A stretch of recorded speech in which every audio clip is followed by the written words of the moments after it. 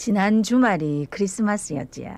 또 이번 주말은 1월 1일입니다. 참 마음이 들뜨기 쉬운 때인데 하지만 날씨도 춥고 또 코로나19 걱정돼서 가족들과 집에서 시간 보내신 분들도 많이 계실 겁니다. 자, 이렇게 강화된 사회적 거리두기를 시행하고 있지만 위중증 환자와 사망자가 많이 나오고 있는 상황인데 이번 주에 거리두기 연장 여부도 발표를 한다 하는데 언제쯤 상황이 좋아질 수 있을지 이야기 나눠보겠습니다. 예, 동아대 감염내과 정동식 교수 전화 연결되어 있습니다. 교수님 안녕하십니까? 안녕하십니까? 네, 안녕하세요. 어제 부산의 코로나19 신규 확진자 수가 371명. 부산의 코로나19 상황 어떤가요? 지금 날씨가 정말 추운데요. 네. 코로나19 상황도 좀 그런 추운 시기를 좀 넘기고 있는 것 같거든요. 전국의 이제 확진자 수는 지난주에 증가세가 조금 주춤한 것 같아 보이는데, 예. 부산의 경우는 지난주에 보면 여전히 증가폭이 매섭게 이제 증가했던 한 주를 보낸 것 같거든요. 그리고 또 무엇보다도 확진자가 50% 이상이 감염 경로가 밝혀지지 않을 정도라서 어떻게 보면 청취자 여러분들이 어디서 내가 어떻게 감염될지 모르는 상황이라고도 보실 수가 있는데요. 우리 통계를 보면은 우리가 12월 9일에서 15일 한 주 동안 확진자 수가 거의 2,000명 정도가 나왔거든요. 예. 근데 최근에 이제 16일부터 20일까지는 한 3,000명으로 나왔습니다. 그러니까 증가폭이 이전에는 한 주마다 확진자 수를 총 계산을 하면은 한 100명 증가하거나 200명 증가하거나 그전에는 500명까지 마지막 증가했는데 지난주에는 거의 1,000명까지 올라갔습니다. 그러니까 부산을 놓고 봤을 때 그죠? 맞습니다. 부산을 놓고 봤을 때는. 예. 그래서 상당히 이제 좀 증가폭이 많이 올라가긴 했는데 다행히 주말을 맞으면서 확진자 수가 어제는 371명이고 토요일 날에는 이제 340명 정도로 나와가지고 이전에 이제 400명대에서 조금 줄어든 양상이거든요. 이제 3차 접종률이 아마 부산도 30%를 올라가고 있어가지고 그런 효과가 조금씩 나타나고 거리두기 효과도 같이 영향을 미치면서 이제 줄어드는 양상이 아닌가라고 예측이 됩니다. 예. 근데 이제 걱정스러운 거는 위중증 환자하고 사망자가 많이 나와서요. 왜 이래 안 줄어들까요? 이게 참 저희가 제일 힘든 건데 저희도 위중증 병상에 한 분이 퇴원하면 바로 입원하고요. 예. 한 분이 사망을 하면 그게 또 바로 입원을 할 정도로 지금 거의 위중증이나 일반 병상 모두 이제 80%를 넘기고 거의 병상이 다 찬 상태라고 보면 되거든요. 예. 그래서 일단은 먼저 확진자 수가 감소를 하게 되면은 1, 2주 지나면 위중증 환자 수도 감소를 하는데 근데 이제 확진자 수보다 더 중요한 게 제가 봐서는 3차 접종률이거든요. 예. 보통 감염이 되면 이제 위중적으로 악화될 수 있는 분들이 우리가 보통 한 60세 이상이나 기저질환이 있는 분들인데 네네. 현재 이분들 3차 접종률이 이제 전국적으로 보면 한 46% 정도라고 보고를 하고 있는데 이 연령층에 계신 분들이 한 80% 이상으로 이 3차 접종이 올라가야지 위중증이나 사망자 수도 줄이는데 상당히 도움이 될 것 같거든요. 이 3차 접종에 대해서 계속 지금 논란이 좀 되고 있어가지고 바로 여쭤보겠습니다. 그 미국에서 콜롬비아대에서 기존 백신이 오미크론 변이를 막을 수 없다. 이런 연구 결과가 나왔는데 그러니까 지금은 이제 델타 변이에 대해서는 충분히 막을 수도 있고 위중증으로 가는 것도 막을 수 있다. 맞습니다. 근데 이제 오미크론은 과연 가능할까? 그러니까 위중증까지 가는 걸 막을 수 있는 건지 아니면 돌파 감염은 뭐 되지만 둘 다 뭐 막을 수가 없는 건지 이게 좀 헷갈려서 말이죠. 근데 이제 결국은 우리가 그 전에 알파 변이가 유행하다가 델타 변이 유행할 때 그 당시에도 뭐 그런 이야기들이 많이 나왔었는데요.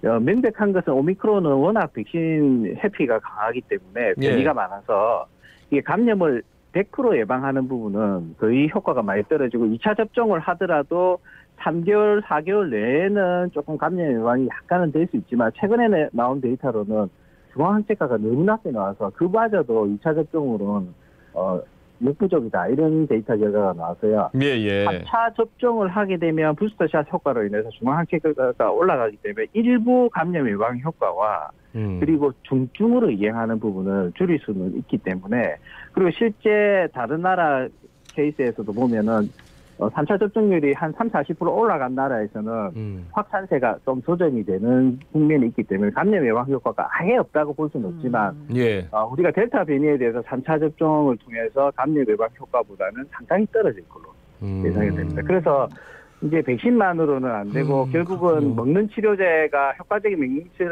먹는 치료제 들어오기 전까지는 예. 어느 정도 거리두기를 유지해야 될 수밖에 없는 상황이라고 보시면 될 것 같습니다. 네. 안 그래도 지금 이번 주에 거리두기 연장 여부 발표한다고 하는데 전문가로서 어떤 말씀 해주시겠습니까?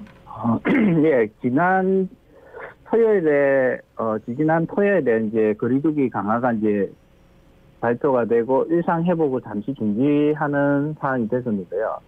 그래서 전국적으로는 조금 효과가 나타났는데 부산이 좀 나타나지가 않아서 조금 걱정했었는데 네.